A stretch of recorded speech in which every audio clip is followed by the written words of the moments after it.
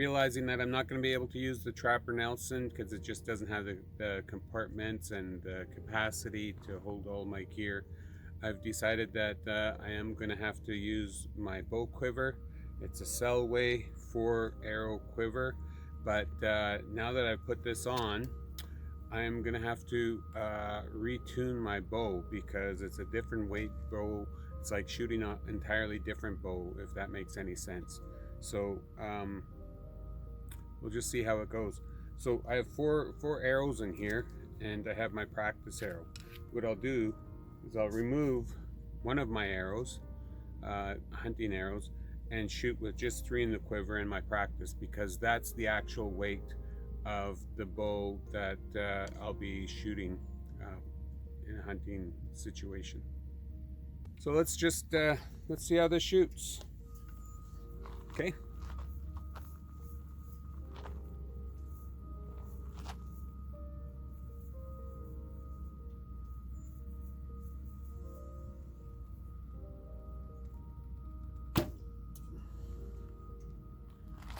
A little bit of this, not too bad actually, and as my first shot of the day. So what I'll do is I'll shoot some more and get my release and get everything in tune before I start making any adjustments. And my arrow is shooting to the left versus to the right the other day.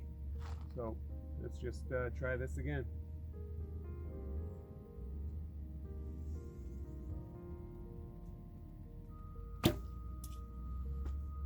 Again, hind to the left. So, you know, they're just, I'm gonna have to really start to shoot a lot and get dialed in with this weight bow.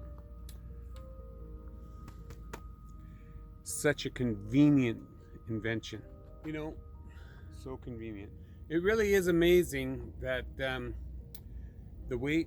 added weight on the bow makes such a difference. I am shooting and exactly the same way as I was without the quiver, and my arrow is going way off to the left, and it's happened several times. So, and with the quiver, my arrow's going off to the left. Without the quiver, my arrow was going off to the right. So yeah, it really does make a difference. And the weight of the bow, having that extra weight, just dampens the bow, so it sounds quieter.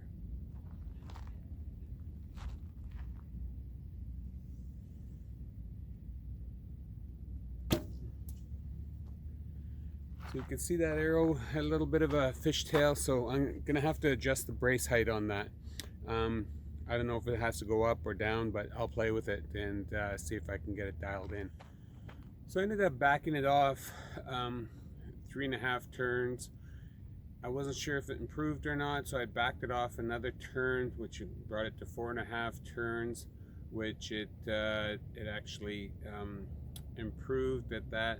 So I brought it back another half a turn, so now we're back 5 turns, and it improved even more. So I brought it back another half a turn, and it improved even more. So now my my arrow flight is not fishtailing as much, and there's no porpoising. So my brace, that indicates that my brace height is correct.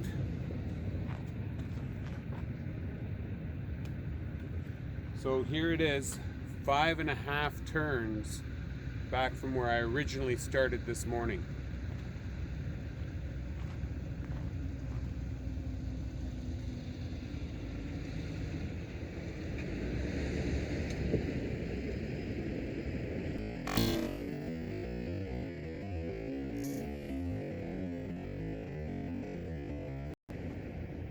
So that's not bad. Again, still my arrow's shooting left, but I'm not so worried about what's happening downstream. What I'm thinking about is my release and my arrow flight.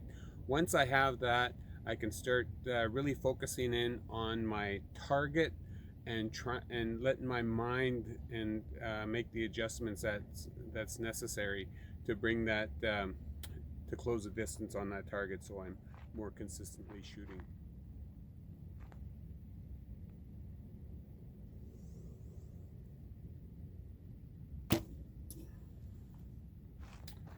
That was a lot better. What I'm going to do is I'm going to turn it back one more half a turn and see what happens.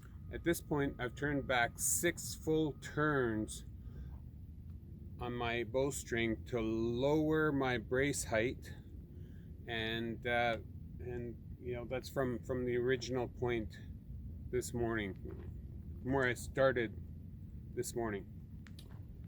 So let's see how it shoots.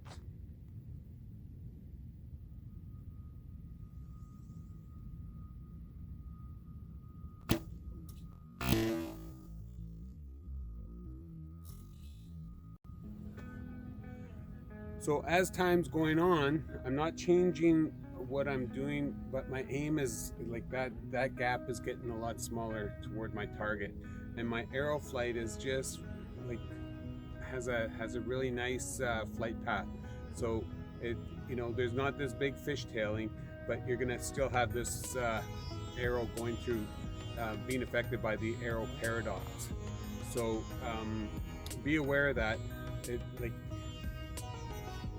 have to be pretty precise just to get that really nice tuned arrow and bow. So like I said in my earlier video, there's a way to tune your arrows as well. So I haven't covered that, but there's material out there that you could take a look at.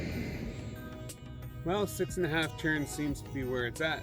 So I've gone up in brace height, I've gone down in brace height. 6.5 seems to be where it's at. So that's 6.5 turns from my original position this morning when I started, and starting to get a bit tired.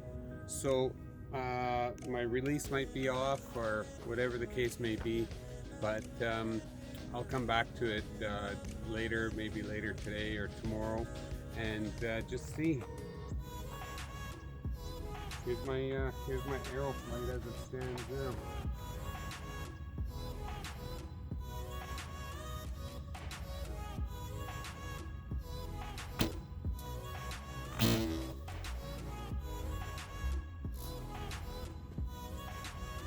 That's not too bad.